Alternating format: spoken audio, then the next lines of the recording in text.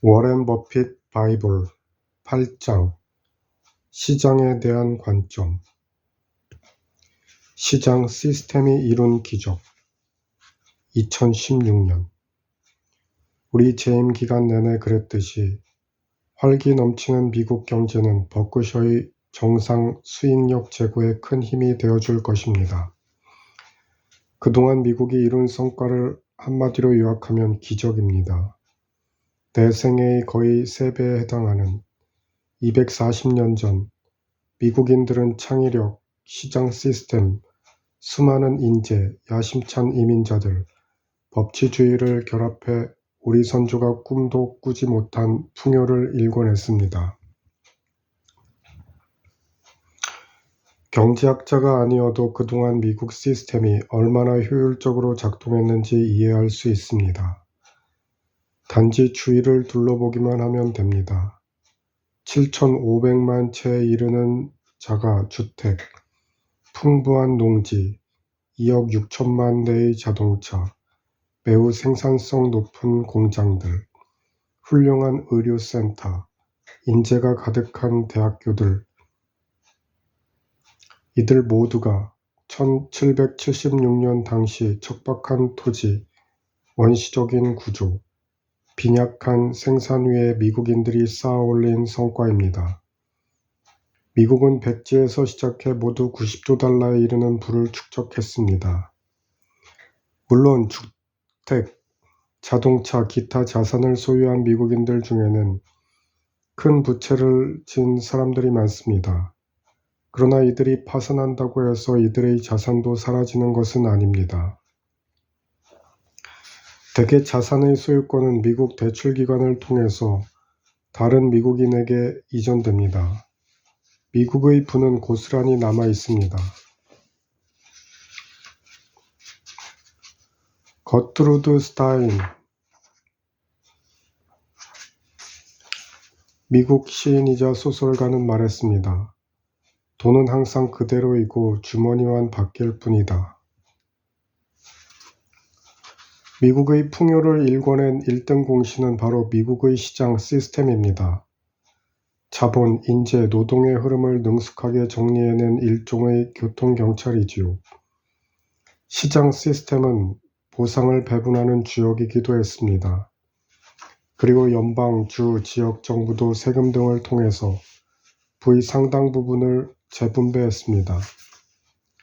예를 들어 미국은 생산 연령대 시민들이 노인과 어린이들을 돕기로 결정했습니다. 이런 지원을 흔히 수급권이라고 부르는데 사람들은 노인층에게 제공되는 혜택이라고 생각합니다.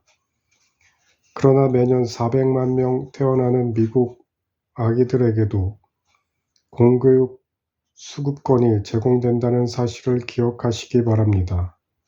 이 사회적 지원에 들어가는 비용은 아기 한 명당 약 15만 달러이며 자금 대부분이 지역에서 조달됩니다. 연간 비용 합계는 6천억 달러가 넘으며 GDP의 약 3.5%에 이릅니다. 미국의 부를 어떤 방식으로 분배하더라도 사방에 널린 엄청난 부는 거의 미국인들의 것입니다. 물론 외국인들도 우리 부의 일정 부분을 소유하고 있습니다. 그러나 이들의 부가 미국 재무상태표에 미치는 영향은 미미합니다. 미국 시민들도 외국 자산을 비슷한 규모로 소유하고 있기 때문입니다. 강조하건대 초창기 미국인들이 그 이전 사람들보다 더 똑똑하거나 근면했던 것은 아닙니다. 그러나 이 대담한 선구자들은 사람들의 잠재력을 촉발하는 시스템을 만들어냈고 후손들은 이 시스템을 바탕으로 발전했습니다.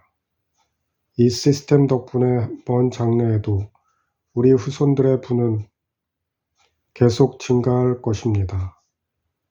물론 일시적으로 부가 증가하지 않을 때도 간혹 있을 것입니다.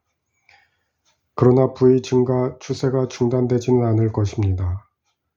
과거에도 거듭 말했고 장래에도 말하겠지만 오늘날 미국에서 태어나는 아기들은 역사상 가장 운 좋은 사람들입니다.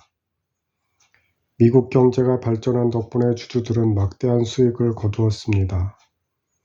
20세기의 다우지수는 66에서 11,497로 상승해 주주들은 17,320%에 이르는 자본이득은 물론 꾸준히 증가하는 배당까지 받았습니다.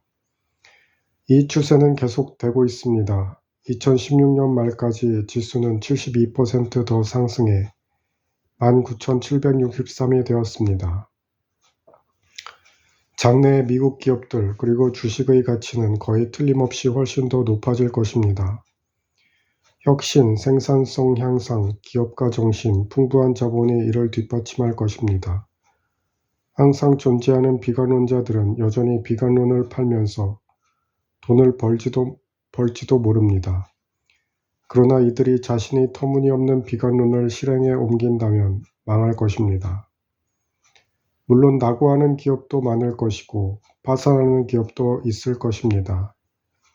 이런 옥석가리기는 역동적인 시장 시스템이 빚어낸 결과입니다. 게다가 앞으로도 간혹 거의 모든 주식이 폭락할 것이며 극심한 공포까지 발생할 수도 있습니다. 이런 충격이 언제 발생할지는 아무도 알 수 없습니다. 나도 찰리도 경제학자들도 대중매체도 말이지요. 뉴욕 연준의 매그 맥코널이 공포의 실체를 적절하게 묘사했습니다. 우리는 체계적 위험을 찾아내려고 많은 시간을 들이고 있습니다. 그러나 실제로는 체계적 위험이 우리를 찾아냅니다. 공포가 덮칠 때 절대 잊지 말아야 할 두 가지가 있습니다. 첫째, 만연한 공포는 투자자의 친구라는 사실입니다. 주식을 헐값에 살 기회이기 때문이지요. 둘째, 내가 공포에 휩쓸리면 공포는 나의 적이라는 사실입니다. 투자자는 공포에 휩쓸릴 필요가 없습니다. 재무구조가 건전한 미국 대기업에 장기 분산 투자하면서 불필요한 비용만 피하더라도 거의 틀림없이 좋은 실적을 얻을 것입니다. 버크셔는 거대한 규모 탓에 탁월한 실적을 내기 힘듭니다. 자산 규모가 증가하면 수익률은 하락하는 법이니까요.